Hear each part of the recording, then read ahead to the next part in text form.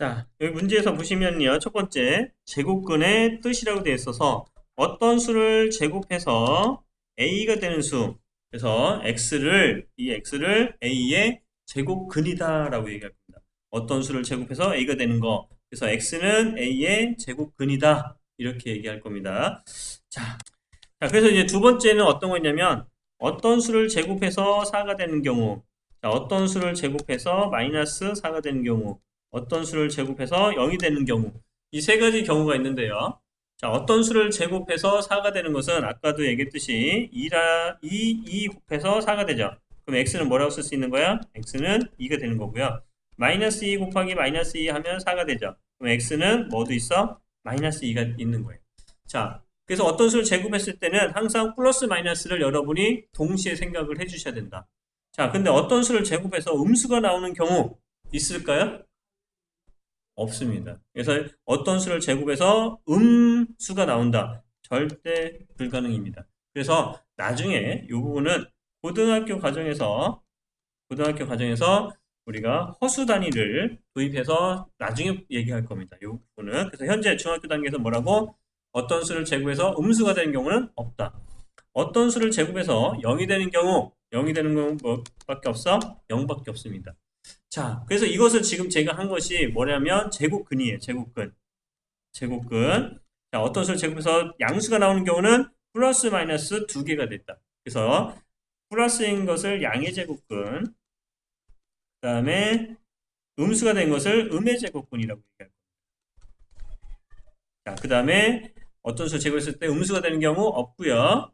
자, 어떤 수를 제곱했을 때 0이 되는 것은 0밖에 없다. 그래서 제곱근은 일반적으로 뭘 얘기할 수 있어? 양의 제곱근, 음의 제곱근 두 가지가 나오는데 얘는 없고요. 0일 때는 제곱근이 한 개로 나온다.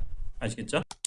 자, 제곱하여 9가 되는 수를 모두 구해라. 자, 이 말은 무슨 말입니까? 어떤 수를 제곱했을 때 9가 되는 수를 찾아달라 라고 하는 겁니다.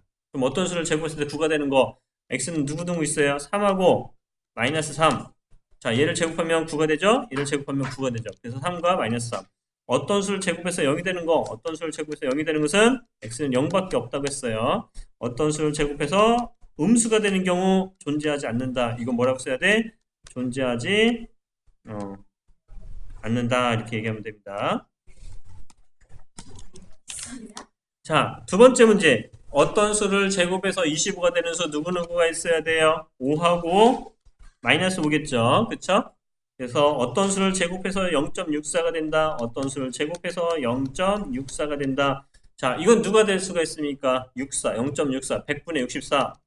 100분의 64. 자, 이거는 뭐라고 쓸 수 있어요? 10분의 8의 제곱이라고 쓸 수가 있겠죠? 10분의 8이 되는 거 얼마입니까? 0.8이 되는 거죠. 0.8.